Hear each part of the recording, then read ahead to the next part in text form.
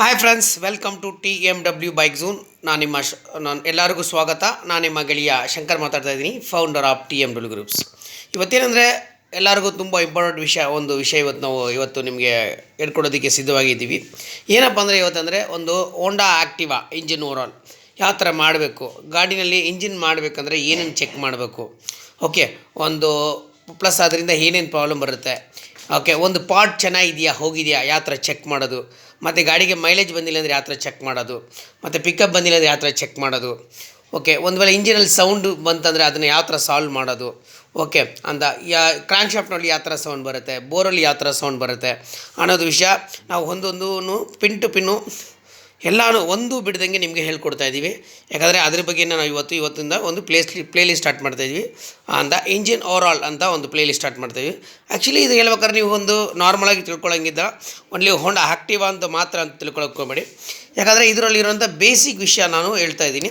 ಯಾಕಂದರೆ ನಿಮಗೆ ಒಂದು ಎಕ್ಸಾಂಪಲ್ ಗಾಡಿ ಇದನ್ನು ಇಟ್ಕೊಂಡು ನಾನು ನಿಮಗೆ ಹೇಳ್ಕೊಡ್ತಾ ಇದ್ದೀನಿ ಈ ಗಾಡಿನಲ್ಲಿಂದ. ಇದರಲ್ಲಿ ನಿಮ್ಗೆ ಹೇಳ್ಕೊಡೋಂಥ ವಿಷಯ ಏನಪ್ಪ ಅಂದರೆ ಆ್ಯಕ್ಚುಲಿ ಹೇಳ್ಬೇಕಂದ್ರೆ ನಿಮಗೆ ಒಂದು ಇಂಜಿನ್ ಓವರಾಲ್ ಯಾವ ಥರ ಮಾಡಬೇಕು ಅಂತ ಮಾತ್ರ ನಾನು ನಿಮ್ಗೆ ಹೇಳ್ಕೊಡ್ತಾ ಇದ್ದೀನಿ. ಕರೆಕ್ಟ್ ಅಲ್ವಾ? ಏನು ಹೇಳ್ತಾ ಇದ್ದೀನಿ, ಒಂದು ಇಂಜಿನ್ನ ಯಾವ ಥರ ಓವರಾಲ್ ಮಾಡಬೇಕು ಅನ್ನೋದ್ರ ಬಗ್ಗೆ ಮಾತ್ರ ನಿಮಗೆ ನಾನು ಹೇಳ್ಕೊಡ್ತಾ ಇದ್ದೀನಿ. ಬಟ್ ಆದರೆ ಇದರಲ್ಲಿ ನೀವು ತಿಳ್ಕೊಳ್ಳೋಂಥ ವಿಷಯ ಏನಪ್ಪ ಅಂದರೆ ಈ ಒಂದು ಪ್ಲೇಲಿಸ್ಟನ್ನು ನೀವು ತಿಳ್ಕೊಂಡ್ರೆ ಮಾತ್ರನೇ ಸಾಕು.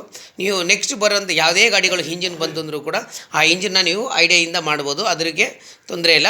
ಬಟ್ ನಿಮ್ಗೆ ಏನೇ ಒಂದು ಸಪೋರ್ಟ್ ಬೇಕಾದರೂ ಅದು ನಾನು ಖಂಡಿತವಾಗ್ಲೂ ನಿಮ್ಗೆ ಮಾಡ್ತೀನಿ. ಯಾಕಂದರೆ ನೆಕ್ಸ್ಟ್ ಒಂದು ಪ್ಲೇಲಿಸ್ಟು ಅಂತ ನೆಕ್ಸ್ಟ್ ಒಂದು ವಾಟ್ಸಪ್ ಗ್ರೂಪ್ ಒಂದು ಮಾಡ್ತಾಯಿದ್ದೀನಿ, ಮತ್ತು ಒಂದು ಟೆಲಿಗ್ರಾಮ್ ಗ್ರೂಪ್ ಒಂದು ಮಾಡ್ತಾಯಿದ್ದೀನಿ. ಆ ಮಾಡಿದ ತಕ್ಷಣ ಎಲ್ಲರೂ ಓಪನ್ ಆಗಿರ್ಬೇಕು. ಯಾಕಂದರೆ ನಮಗೆ ಎಷ್ಟೇ ನಾವು ಏನು ಮೆಕ್ಯಾನಿಕ್ ಆಗಿದ್ದಾಗ ಎಷ್ಟೇ ವರ್ಷ ನಾವು ಕಲ್ತಿದ್ರೂ ಕೂಡ ಇನ್ನೂ ಕಲಿಯೋಂಥ ವಿಷಯಗಳು ತುಂಬಾ ಇರ್ತವೆ. ಯಾಕಂದರೆ ಡೇ ಬೈ ಡೇ ನಮಗೆ ಒಂದು ಚಾಲೆಂಜಿಂಗ್ ಆಗಿ ಇರುತ್ತೆ. ಯಾಕಂದರೆ ಹೊಸ ಮಾಡೆಲ್ಗಳು ಬರ್ತಾ ಇರ್ತದೆ, ಹೊಸ ಥರ ಕಂಪ್ಲೇಂಟ್ಗಳು ಬರ್ತಾ ಇರ್ತದೆ. ಕರೆಕ್ಟ್ ಅಲ್ವಾ? ಅದರಿಂದ ಯಾಕಂದರೆ ಯಾವತ್ತೂ ಅಷ್ಟೇ ನನಗೆಲ್ಲ ಗೊತ್ತು ಅಂತ ಯಾವತ್ತೂ ಹೇಳೋಕ್ಕಾಗಲ್ಲ. ಯಾಕಂದರೆ ಇವಾಗ ನಿಮ್ಗೆ ಗೊತ್ತಿರೋ ವಿಷಯ ನನಗೆ ಹೇಳ್ಕೊಡಿ, ನನಗೆ ಗೊತ್ತಿರೋಂಥ ವಿಷಯ ನಿಮ್ಗೆ ಹೇಳ್ಕೊಡ್ತೀನಿ. ಆವಾಗ ಏನಾಗುತ್ತಂದರೆ ನೀವು ಚೆನ್ನಾಗಿರ್ತೀರ, ನಾನು ಚೆನ್ನಾಗಿರ್ತೀನಿ. ಆ ಉದ್ದೇಶಕ್ಕೋಸ್ಕರ ಈ ಚಾನಲ್ ಸ್ಟಾರ್ಟ್ ಮಾಡಿರೋದು. ಓಕೆ ಅಂತ ಇವಾಗ ಅದನ್ನೇ ಹೇಳ್ತಾ ಇದ್ದೀನಿ ನೋಡಿ. ಇವಾಗ ಏನೇನು ಪಾರ್ಟ್ ಇದೆ ಫಸ್ಟ್ ಅಂತ ನಮಗೆ ತೋರಿಸ್ಕೊಡ್ತಾ ಇದ್ದೀನಿ. ಬಟ್ ಈ ಪಾರ್ಟ್ ಆಗಿದೆ ಅಷ್ಟೇ ನಿಮಗೆ ಒಂದೊಂದು ಭಾಗನೂ ಒಂದು ಸಪರೇಟಾಗಿ ಅಸೆಂಬ್ಲಿಂಗ್ ಮಾಡೋದು ಹೇಗೆ, ಏನು ಮಾಡೋದು ಅಂತ ಬಗ್ಗೆ ನಾನು ಹೇಳ್ಕೊಡ್ತೀನಿ. ಇಲ್ಲಿ ನೋಡಿ, ನಿಮಗೆ ಬಂದುಬಿಟ್ಟು ಫಸ್ಟ್ ನಾವು ಏನಂದರೆ ಎಲ್ಲನೂ ವಾಶ್ ಮಾಡಿ ಇಟ್ಬಿಟ್ಟಿದ್ದೀವಿ, ಪಾರ್ಟ್ಸ್ ಎಲ್ಲ ನೋಡಿದ್ದೀರಾ ಅಂತ. ಇದು ನೋಡಿದ್ರೆ ನಿಮಗೆ ಲೆಫ್ಟ್ ಸೈಡ್ ಇಂಜಿನ್ ಕೇಸು ಅಂತ. ಆಮೇಲೆ ನೋಡಿದ್ರೆ ನಿಮಗೆ ಇದು ರೈಟ್ ಸೈಡ್ ಇಂಜಿನ್ ಕೇಸ್ ಇದೆ. ಮತ್ತು ನೋಡಿದ್ರೆ ಇದು ಕ್ರ್ಯಾಂಕ್ ಶಾಫ್ಟಲ್ಲಿ ನೋಡಿ 2 ಬೇರಿಂಗ್ ಚೇಂಜ್ ಮಾಡಿದ್ವಿ, ಆಫ್ ಸೈಡ್ ರೀಸೆಟ್ ಮಾಡಿದ್ವಿ. ಆಮೇಲೆ main stand, okay, variator oil seal, drain bolt washer, dipstick, ಆಮೇಲೆ ಇಂಜಿನ್ ಬೋಲ್ಡ್ಗಳು, ಓಕೆನಾ ಅಂತ, ಇಂಜಿನ್ ಕೇಸು, ಓಕೆ. ಇದು ಆಮೇಲೆ ನಿಮಗೆ ನೋಡಿದ್ರೆ ನಾವು ಬೋರ್ನ ರೀಬೋರ್ ಮಾಡಿದ್ವಿ. ಇದನ್ನು ಬೋರ್ನ ಹೊಸದು ಹಾಕಿಲ್ಲ, ಯಾಕಂದರೆ ಪಿಸ್ಟನ್ ಹೊಸದು. ಬಟ್ ಹಳೆ ಪಿಸ್ಟನ್ ನೋಡಿ ಯಾವ ಥರ ಇತ್ತು ಅಂತ. ಬಟ್ ರೀಬೋರ್ ಮಾಡಿದ್ದೀವಿ. ಬಟ್ ರೀಬೋರ್ ಮಾಡೋದು ಒಳ್ಳೇದಾ ಕೆಟ್ಟದಾ ಅಂತ ನಿಮಗೆ ತಿಳ್ಕೊಬೇಕಂದ್ರೂ ಏನು ತೊಂದರೆ ಇಲ್ಲ. ಅದ್ರ ಬಗ್ಗೆ ನಾನು ಸಪ್ರೇಟಾಗಿ ವೀಡಿಯೋಗೆ ಹಾಕ್ತೀನಿ ಅಂತ. ಯಾಕಂದರೆ ಇನ್ನು ಮುಂದಕ್ಕೆ ಇದೊಂದು ಪ್ಲೇಲಿಸ್ಟಾಗಿ ಬರುತ್ತಲ್ಲ, ಎಲ್ಲನೂ ನಿಮಗೆ ಗೊತ್ತಾಗುತ್ತೆ, ಅದನ್ನು ನಿಮಗೆ ಹೇಳ್ಕೊಡ್ತೀನಿ ಅಂತ. ಯಾಕೆ ಇಂಜಿನ್ ಸೀಸ್ ಆಗ್ತಾಯಿದೆ ಓಕೆ ಅಂತ ಅದನ್ನು ಹೇಳ್ಕೊಡ್ತೀನಿ ನಿಮಗೆ ಅಂತ. ಆವಾಗ ಆಯ್ತಂದರೆ ನಿಮಗೆ ನೆಕ್ಸ್ಟು ಇದಾಗುತ್ತೆ. ಯಾಕಂದರೆ ನಿಮಗೆ ಎಲ್ಲರಿಗೂ ಗೊತ್ತಿರುತ್ತೆ ಇಂಜಿನಲ್ಲಿ ಆಯಿಲಿಂದ ಸೀಸ್ ಆಗುತ್ತಂತಲ್ಲ. ಬಟ್ ಆಯಿಲ್ ಇದ್ರೂ ಗಾಡಿಗಳು ಕೂಡ ಸೀಸ್ ಆಗುತ್ತೆ.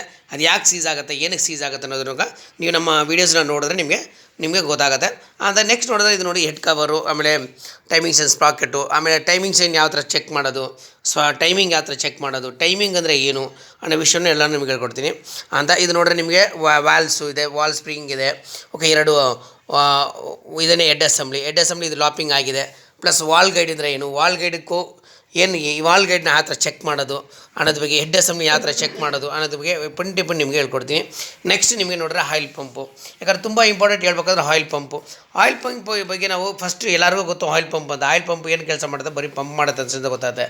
ಬಟ್ ಆಯಿಲ್ ಪಂಪಿನ ವಿಷಯ ತುಂಬಾ ವಿಷಯ ಇದೆ. ಯಾಕಂದರೆ ಆಯಿಲ್ ಪಂಪ್ ನಾವು ಕರೆಕ್ಟಾಗಿ ಮಾಡಿದ್ರೆ ಅಷ್ಟೇ ನಿಮಗೆ ಗಾಡಿನಲ್ಲಿ ಕರೆಕ್ಟಾಗಿ ಗಾಡಿ ಸ್ಮೂತಾಗೂ ಲೈಫು ಬರೋದು. ಬಟ್ ಆಯಿಲ್ ಪಂಪ್ನ ಯಾವ ಥರ ಚೆಕ್ ಮಾಡೋದು, ಏನು ಮಾಡೋದು ಅದ್ರ ಬಗ್ಗೆ ನಿಮಗೆ ನಾನು ತಿಳುವಳಿಕೆ ಕೊಡ್ತೀನಿ, ಟೆನ್ಷನ್ ತೊಗೊಳ್ಕೋಬೇಡಿ ಅಂತ. ಇದು ನೋಡಿದ್ರೆ ನಿಮಗೆ ಟೈಮಿಂಗ್ ಚೈನ್ ಪ್ಯಾಡು ಮತ್ತು ಟೈಮಿಂಗ್ ಚೈನು, ಓಕೆ ಅಂತ. ಇದನ್ನು ಯಾವ ಥರ ಚೆಕ್ ಮಾಡೋದು, ಟೈಮಿಂಗ್ ಚೈನ್ ಟೆನ್ಷನರ್ ಯಾವ ಥರ ಚೆಕ್ ಮಾಡೋದು ಅನ್ನೋದ್ರ ಬಗ್ಗೆಯೂ ನಿಮಗೆ ಹೇಳ್ಕೊಡ್ತೀನಿ. ಒಂದು ಟೆನ್ಷನರ್ ಹೋಯ್ತು ಅಂದರೆ ಟೆನ್ಷನರ್ ರೀಪ್ಲೇಸ್ ಮಾಡಬೇಕಾ, ಇಲ್ಲ ಅದು ಚೆನ್ನಾಗಿದೆಯಾ ಹೋಗಿದೆ ಅಂತ ಯಾಕೆ ಗೊತ್ತಾಗುತ್ತೆ ಅನ್ನೋ ಎಲ್ಲ ವಿಷಯನೂ ನಾನು ನಿಮ್ಗೆ ಹೇಳ್ಕೊಡ್ತೀನಿ. ನೆಕ್ಸ್ಟ್ ನೋಡ್ಬೇಕಾದ್ರೆ ನಿಮಗೆ ನೋಡಿದ್ರೆ ಎ ಸಿ ಜಿ ಅಂದರೆ ಮ್ಯಾಗ್ನೆಟಿಕ್ ಕಾಯಿಲ್ ಅಂತ ಹೇಳ್ತೀವಲ್ಲ ನಾವು ಆ್ಯಕ್ಚುಲಿ ಅಂತ. ಇದು ಎ ಸಿ ಜಿ ಅಂದರೆ ಆಲ್ಟರ್ನೇಟ್ ಜನರೇಟ್ ಕರೆಂಟ್ ಇದೆ ಅಂದರೆ ನಮಗೆ ಗಾಡಿಗೆ ಬೇಕಾದಂಥ ಕರೆಂಟ್ನ ಇಲ್ಲಿಂದನೇ ಪ್ರೊಡ್ಯೂಸ್ ಮಾಡುತ್ತೆ. ಬಟ್ ಅದು ಯಾವ ಥರ ಪ್ರೊಡ್ಯೂಸ್ ಮಾಡುತ್ತೆ, ಇಲ್ಲಿಂದನೇ ಯಾವ ಥರ ಉತ್ಪತ್ತಿ ಮಾಡುತ್ತೆ ಅನ್ನೋದ್ರ ಬಗ್ಗೆ ನಾವು ತಿಳ್ಕೊಬೇಕು. ಯಾಕಂದರೆ ಇವಾಗ ನಮಗೆ ಒಂದು ಗಾಡಿಗೆ ಎಷ್ಟು ಕರೆಂಟ್ ಬೇಕು, ಇವಾಗ ಎಕ್ಸಾಂಪಲ್ ಹೇಳ್ಬೇಕಾದ್ರೆ ನಮಗೆ ಒಂದು ಏರಿಯಾಯಿಂದ ಏರಿಯಾಗೆ ಹೋಗ್ಬೇಕು, ಮನೆಗೆ ಬೇಕಾಗಿರೋದು 240 ವಾಟ್ಸ್ ಇದ್ರೆ ಸಾಕು. ಬಟ್ ಮನೆಗೆ ಒಂದು ಲೈಟ್ ಉರಿತದೆ. ಬಟ್ ಆದರೆ ಗಾಡಿಗೆ ಬೇಕಾಗಿರೋದು ಹಂಗಲ್ಲ, 11,000 kW ಕರೆಂಟ್ ಇದ್ದರೆ ಮಾತ್ರ ಗಾಡಿ ನಿಮಗೆ ಸ್ಟಾರ್ಟ್ ಆಗೋದು, ಇಲ್ಲ ಅಂದರೆ ಗಾಡಿ ಸ್ಟಾರ್ಟ್ ಆಗೋಲ್ಲ. ಬಟ್ ಅದು ಯಾವ ಥರ ಕೆಲಸ ಮಾಡುತ್ತೆ, 11,000 kW ಕರೆಂಟ್ ಎಲ್ಲಿಂದ ಬರುತ್ತೆ ಅಂತ ಅದ್ರ ವಿಷಯನೂ ನಿಮಗೆ ನಾನು ನೆಕ್ಸ್ಟ್ ಹೇಳ್ಕೊಡ್ತೀನಿ ನಿಮಗೆ. ಇದು ಅಷ್ಟು ಮಾತ್ರ ಅಂತಲ್ಲ, ಇವಾಗ ಇಷ್ಟು ಮಾತ್ರ ಇಂಜಿನ್ ಪಾರ್ಟ್ಸ್ಗಳು. ಅದು ನೆಕ್ಸ್ಟ್ ನೋಡಿದ್ರೆ ನಿಮಗೆ ಅದಕ್ಕೆ ಬೇಕಾಗಿರೋಂಥ ಟೂಲ್ಸ್ಗಳು ಏನೇನು ಬೇಕು, ನಾರ್ಮಲಾಗಿ ಯಾವ ಥರ ಟೂಲ್ಸ್ನ ಕರೆಕ್ಟಾಗಿ, ಯಾಕಂದರೆ ಟೂಲ್ಸ್ ಇಸ್ ಇಂಪಾರ್ಟೆಂಟು. ಯಾಕಂದರೆ ಟೂಲ್ಸ್ನ ನೀವು ಕರೆಕ್ಟಾಗಿ ಯೂಸ್ ಮಾಡಿದ್ರೆ ನಿಮಗೆ ಬಂದ್ಬಿಟ್ಟು ಬೇರೆ ಥರ ಏನು ನಿಮಗೂ ಏಟ್ ಬೀಳಲ್ಲ, ಮತ್ತು ಗಾಡಿನೂ ಡ್ಯಾಮೇಜ್ ಆಗೋಲ್ಲ. ಅದನ್ನು ಯಾವ ಟೂಲ್ನ ಯಾವ ಥರ ಪರ್ಫೆಕ್ಟಾಗಿ ಯೂಸ್ ಮಾಡಬೇಕು, ಎಲ್ಲಿ ನಾವು ಯೂಸ್ ಮಾಡಬೇಕು ಅನ್ನೋದ್ರ ಬಗ್ಗೆಯೂ ಕೂಡ ನಿಮಗೆ ನಾನು ತಿಳಿಸ್ಕೊಡ್ತೀನಿ, ಓಕೆನಾ ಅಂತ. ಯಾಕಂದರೆ ನಿಮಗೆ ಮೇಯ್ನ್ ಏನಾದರೂ ತಿಳ್ಕೊಬೇಕಾದ ವಿಷಯ ಅಂದರೆ ಎಲ್ಲನೂ ಅಷ್ಟೇ, ನಮಗೆ ಎಲ್ಲನೂ ಗೊತ್ತಿದ್ದಂತ ನಾವು ಹೇಳೋಕ್ಕೊಳಗಲ್ಲ. ಬಟ್ ನಮಗೆ ಗೊತ್ತಿರೋಂಥ ವಿಷಯನ ಬಿಟ್ಟು ಬೇರೆ ಏನಾದ್ರು ವಿಷಯ ಇದ್ದರೂ ಕೂಡ ಕಲಿಯೋದ್ರಲ್ಲಿ ತಪ್ಪಿಲ್ವಲ್ಲ, ಅದರಿಂದ ಅಂತಲ್ಲ ಅಂತ. ಇದು ಸೆಕೆಂಡರಿ ಏರ್ ಇಂಜೆಕ್ಷನ್ ಸಿಸ್ಟಮು. ಇದು ಸೆಕೆಂಡರಿ ಏರ್ ಇಂಜೆಕ್ಷನ್ ಸಿಸ್ಟಮ್ ಅಂದರೆ ಏನು, ಇದು ಯಾವ ಥರ ಕೆಲಸ ಮಾಡುತ್ತೆ ಅನ್ನೋದ್ರ ಬಗ್ಗೆ ನಾವು ತಿಳ್ಕೊಬೇಕು. ಯಾಕಂದರೆ ಗೊತ್ತಿರೋರಿಗೆ ಕೆಲವರು ಇರ್ತೀರ, ಬಟ್ ಗೊತ್ತಿಲ್ಲದವ್ರಿಗೂ ಅಟ್ಲೀಸ್ಟ್ ಇದು ಯೂಸ್ಫುಲ್ ಆಗುತ್ತೆ. ಯಾಕಂದರೆ ನಿಮ್ಗೆ ಏನು ಗೊತ್ತಿದೆಯೋ ಅದನ್ನು ಬೇರೆಯವ್ರಿಗೆ ಹೇಳ್ಕೊಡಿ, ಅವಾಗ ಅಷ್ಟೇ ಇದಾಗುತ್ತೆ ಅಂತ. ಇದು ನೋಡಿದ್ರೆ ನಿಮಗೆ ಕಾರ್ಬೋರೇಟರ್ ಅಸೆಂಬ್ಲಿನಲ್ಲಿ ಏನೇನು ಕೆಲಸ ಮಾಡುತ್ತೆ, ಯಾವ ಥರ ಕೆಲಸ ಮಾಡುತ್ತೆ. ಕಾರ್ಬೋರೇಟರ್ ಅಸೆಂಬ್ಲಿ ನಿಮಗೆ ಏನೇನು ಚೆಕ್ ಮಾಡಬೇಕು. ಮತ್ತು ಇದು ಟಿ ಪಿ ಸ್ವಿಚ್ಚು. ಇದು ಟಿ ಪಿ ಸ್ವಿಚ್ ಅಂದರೆ ಏನು, ಈ ಟಿ ಪಿ ಸ್ವಿಚ್ ಕೆಲಸ ಮಾಡಿಲ್ಲ ಗಾಡಿಗೆ ನಿಮ್ಗೆ ಏನು ಪ್ರಾಬ್ಲಮ್ ಬರುತ್ತೆ ಅದ್ರ ಬಗ್ಗೆ ನಿಮಗೆ ಹೇಳ್ಕೊಡ್ತೀನಿ ಅಂತ. ಆಮೇಲೆ ನೋಡಿದ್ರೆ ಸೆಲ್ಫ್ ಮೋಟ್ರನ್ನ ಯಾವ ಥರ ಓವರಾಲ್ ಮಾಡೋದು, ಮತ್ತು ಸೆಲ್ಫ್ ಮೋಟ್ರ್ ಒಳಗಡೆ ಏನೇನು ಇರುತ್ತೆ, ಓಕೆ ಅಂತ. ಇವಾಗ ಒಂದು ವೇಳೆ ನಿಮ್ಗೆ ಎಲ್ಲರೂ ಗೊತ್ತಿರೋದು ಕಾರ್ಬನ್ ಬ್ರಷ್ ಹೋದರೆ ಸೆಲ್ಫ್ ಮೋಟ್ರ್ ವರ್ಕ್ ಆಗಲ್ಲ ಅಂತ ಗೊತ್ತಿದೆ. ಬಟ್ ಆದರೆ ಸೆಲ್ಫ್ ಮೋಟ್ರಿಗೆ ನೀವು ಏನು ಮಾಡ್ತೀರಾ, ಕಾರ್ಬನ್ ಬ್ರಷ್ ಹಾಕ್ತೀರಾ, ಗಾಡಿ ರೆಡಿ ಮಾಡ್ತೀರಾ. ಬಟ್ ಆದರೆ ಕೆಲವು ಗಾಡಿಯಲ್ಲೂ ಸ್ಟಾರ್ಟ್ ಆಗೋಲ್ಲ. ಆವಾಗ ಏನಾಗಿರ್ತದೆ, ಆರ್ಮೇಚರ್ನ ಯಾವ ಥರ ಚೆಕ್ ಮಾಡೋದು ಅಂತ. ಪ್ಲಸ್ ಏನಂದರೆ ಇದ್ದಾರೆ, ಇವಾಗ ಆರ್ಮೇಚರ್ ಹಾಕಿರ್ತಾರೆ, ಸೆಲ್ಫ್ ಮೋಟ್ರ್ ಹಾಕಿರ್ತಾರೆ, ಬಟ್ ಕೆಲಸ ಆಗುತ್ತೆ. ಬಟ್ ಅದನ್ನು ಯಾವ ಥರ ಕೆಲಸ ಮಾಡುತ್ತೆ ಅನ್ನೋದನ್ನು ಅದ್ರ ಬಗ್ಗೆಯೂ ನಿಮಗೆ ಹೇಳ್ಕೊಡ್ತೀನಿ ಅಂತ. ನೆಕ್ಸ್ಟ್ ಇನ್ನೊಂದು ಹೇಳಪ್ಪ ಅಂದರೆ ಕ್ಲಚ್ ಅಂದರೆ ಏನು, ಕ್ಲಚ್ ಯಾತಕ್ಕೆ ಗಾಡಿಯಲ್ಲಿ ಕೊಟ್ಟಿದ್ದಾರೆ, ಓಕೆ ಅಂತ. ಕ್ಲಚ್ ಯಾವ ಥರ ಕೆಲಸ ಮಾಡುತ್ತೆ, ಕ್ಲಚ್ ಯಾವಾಗ ಓಪನ್ ಆಗುತ್ತೆ ಅದ್ರ ಬಗ್ಗೆಯೂ ನಾನು ನಿಮಗೆ ಹೇಳ್ಕೊಡ್ತೀನಿ. ಕ್ಲಚ್ನ ಯಾವ ಥರ ಓವರಾಲ್ ಮಾಡಬೇಕು, ಕ್ಲಚ್ಚಲ್ಲಿ ಎಷ್ಟು ಗ್ರೀಸ್ ಹಾಕಬೇಕು, ಓಕೆ, ಎಲ್ಲೆಲ್ಲಿ ಗ್ರೀಸಿಂಗ್ ಮಾಡಬೇಕು, ಎಲ್ಲೆಲ್ಲಿ ಗ್ರೀಸ್ ಮಾಡಬಾರ್ದು ಅನ್ನೋ ವಿಷಯನೂ ನಿಮಗೆ ಹೇಳ್ಕೊಡ್ತೀನಿ ಅಂತ. ಆಮೇಲೆ ನಿಮಗೆ ನೆಕ್ಸ್ಟ್ ಹೇಳ್ಬೇಕಂದ್ರೆ ನಿಮಗೆ ನೋಡಿದ್ರೆ ಬೆಲ್ಟನ್ನ ಯಾವ ಥರ ಚೆಕ್ ಮಾಡೋದು, ಬೆಲ್ಟ್ ಎಷ್ಟು ತಿಕ್ನೆಸ್ ಇರಬೇಕು, ಬೆಲ್ಟ್ನ ಚೆನ್ನಾಗಿದೆಯಾ ಹೋಗಿದೆ ಅಂತ ಯಾವ ಥರ ಚೆಕ್ ಮಾಡೋದು ಅಂತ. ಆಮೇಲೆ ಇನ್ನೊಂದು ಹೇಳ್ಬೇಕಾದ್ರೆ ಇದನ್ನು ಬೆಂಡೆಕ್ಸ್ ಅಂತಾರೆ. ಅಂದರೆ ನಿಮಗೆ ಟೆಕ್ನಿಕಲಾಗಿ ಹೇಳ್ಬೇಕಾದ್ರೆ ಸ್ಟಾರ್ಟರ್ ಪಿನ್ ಅಸೆಂಬ್ಲಿ ಅಂತ ಹೇಳ್ತಾರೆ ಇದನ್ನು.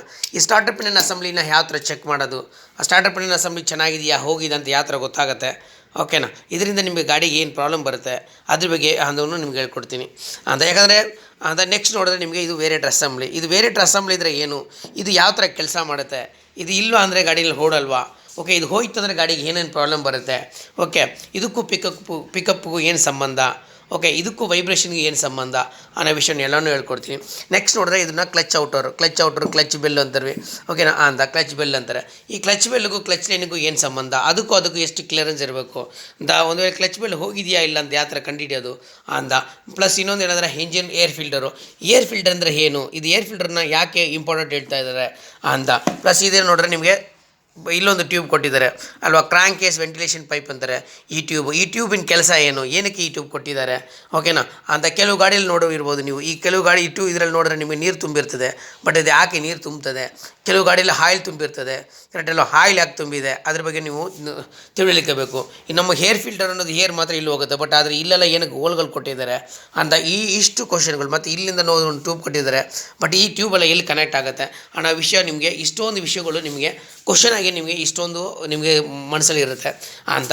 ತಲೆ ಕೆಡಿಸ್ಕೊಳ್ಳೋಕೆ ಹೋಗಬೇಡಿ. ಎಲ್ಲದಕ್ಕೂ ಒಂದೇ ಒಂದು ಉತ್ತರ ಏನಂದರೆ ನೀವು ನಮ್ಮ ಚಾನಲ್ಸ್ನ ಸಬ್ಸ್ಕ್ರೈಬ್ ಮಾಡಬೇಕಾಗಿರೋದು ಅಷ್ಟೇ. ಯಾಕಂದರೆ ನಾನು ಹೆಸರು ಶಂಕರ್ ಅಂತ, ನಾನೊಂದು ಲಾಸ್ಟ್ ಒಂದು 26 ಇಂದ ನಿಮಗೆ ಆಟೋಮೊಬೈಲ್ ಫೀಲ್ಡಲ್ಲಿ ಇದ್ದೀನಿ, ಓಕೆನಾ ಅಂತ. ನನ್ನೇನು ಉದ್ದೇಶ ಏನಪ್ಪ ಅಂದರೆ ನನಗೇನು ಗೊತ್ತಿದೆಯೋ ಅದನ್ನು ನಿಮಗೆ ಹೇಳ್ಕೊಡ್ಬೇಕು ಅನ್ನೋದೇ ನನ್ನೊಂದು ಉದ್ದೇಶ ಅಂತ. ಅದರಿಂದ ನನಗೆ ಏನೇನು ಗೊತ್ತಿದೆ ಎಲ್ಲ ವಿಷಯನೂ ಹೇಳ್ಕೊಡ್ತೀನಿ ಅಂತ. ಒನ್ಲಿ ಫಾರ್ ನಮ್ಮ 4 ಸ್ಟ್ರೋಕ್ ಗಾಡಿಗಳು ಮಾತ್ರ ಅಂತಲ್ಲ, ನಾನು 2 ಸ್ಟ್ರೋಕ್ಗೂ ಮೆಕ್ಯಾನಿಕ್ಕೆ 2 ಸ್ಟ್ರೋಕ್ಕು ನಿಮ್ಗೆ ಹೇಳ್ಕೊಡ್ತೀನಿ.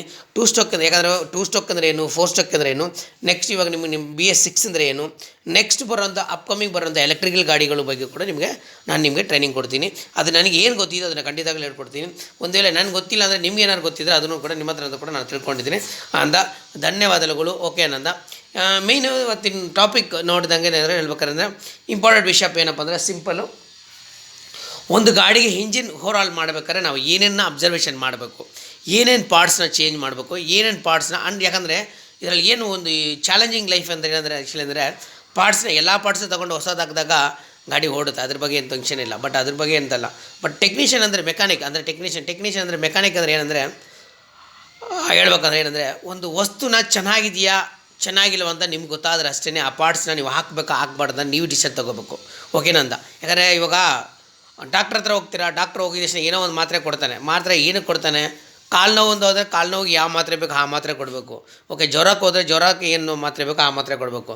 ಜ್ವರ ಬರ್ಬೇಕಾದ್ರೆ ನಿಮಗೆ ಕಾಲು ನೋವು ಮಾತ್ರೆ ಕೊಟ್ಟರೆ ನಿಮ್ಮ ಜ್ವರ ಸಾಲ್ವ್ ಆಗೋಲ್ಲ. ಅದೇ ಕಾಲು ನೋವು ಇರ್ಬೇಕಾದ್ರೆ ಜ್ವರ ಮಾತ್ರೆ ಕೊಟ್ಟರೂ ಸಾಲ್ವ್ ಆಗೋಲ್ಲ. ಅದೇ ಥರನೇ ಕೂಡ ಅಷ್ಟೇ. ನಮ್ಮಿನ ಕೆಲಸ ಏನಪ್ಪ ಅಂದರೆ ನಮಗೆ ಬಂದಿರೋಂಥ ಗಾಡಿನಲ್ಲಿ ನಮ್ಗೆ ಬರೋಂಥ ಕಸ್ಟಮರ್ಗಳಿಗೆ ಅವರು ಏನು ಕಂಪ್ಲೇಂಟ್ ಇದ್ದರೆ ಅದನ್ನು ಸಾಲ್ವ್ ಮಾಡಿದ್ರೆ ಸಾಕು. ಈ ಕಸ್ಟಮರ್ ಹ್ಯಾಪಿಯಾಗಿದ್ದರೆ ನಾವು ಹ್ಯಾಪಿಯಾಗಿರ್ತೀವಿ. ಯಾಕಂದರೆ ಕಸ್ಟಮರ್ ಇದ್ದರೆ ನಮಗೆ ದುಡ್ಡು, ನಾವಿಲ್ಲ ಅಂದರೆ ಕಸ್ಟಮರ್ ಇಲ್ಲ ಅಂದರೆ ನಾವಿಲ್ಲ. ಅದರಿಂದ ನಮಗೇನು ಉದ್ದೇಶ ಏನಪ್ಪ ಅಂದರೆ ಕಸ್ಟಮರ್ ಸ್ಯಾಟಿಸ್ಫ್ಯಾಕ್ಷನ್ಗೋಸ್ಕರ ನಾವು ಮಾಡಬೇಕು. ಬಟ್ ನಮಗೇನು ಗೊತ್ತಿದೆಯೋ ಕಲಿಯೋಣ. ನಾವು ಇನ್ನೂ ಗೊತ್ತಿಲ್ಲ ಅಂದರೆ ಕಲಿತುಕೊಂಡು ಕೆಲಸ ಮಾಡಿ, ತಪ್ಪಿಲ್ಲ. ಯಾವುದೇ ವಿಷಯಕ್ಕೆ ಹೆದರಕ್ಕೆ ಹೋಗಬೇಡಿ. ಯಾಕಂದರೆ ಇವತ್ತು ಎಲ್ಲನೂ ಮಾರ್ಕೆಟಲ್ಲಿ ಸಿಗ್ತಾಯಿದೆ, ಎಲ್ಲನೂ ಹೇಳ್ಕೊಡೋದಕ್ಕೆ ಭಾಳ ಜನ ಮುಂದಕ್ಕೆ ಬಂದಿದ್ದಾರೆ. ಬಟ್ ನೀವು ಅದೇ ಥರ ಬನ್ನಿ, ಓಕೆನಾ ಅಂದ. ನಿಮ್ಗೇನು ವಿಷಯ ಅಂತ ಹೇಳ್ಕೊಡಿ, ಬೇರೆಯವರು ತಿಳ್ಕೊಳ್ಳಿ ಅಂದ. ಧನ್ಯವಾದಗಳು. ನಾನು ತುಂಬ ಹೊತ್ತು ಮಾತಾಡ್ಬಿಟ್ಟಿದ್ದೀನಿ ಅನಿಸುತ್ತೆ. ಮತ್ತೆ ನಾಳೆ ನೆಕ್ಸ್ಟ್ ಒಂದು ವೀಡಿಯೋದಲ್ಲಿ ನಿಮ್ಮನ್ನು ಭೇಟಿ ಮಾಡ್ತೀನಿ. ಧನ್ಯವಾದಗಳು. ಮರೆದಂಗೆ ಈ ಚಾನಲ್ಸ್ನ ಸಬ್ಸ್ಕ್ರೈಬ್ ಮಾಡ್ಕೊಳ್ಳಿ.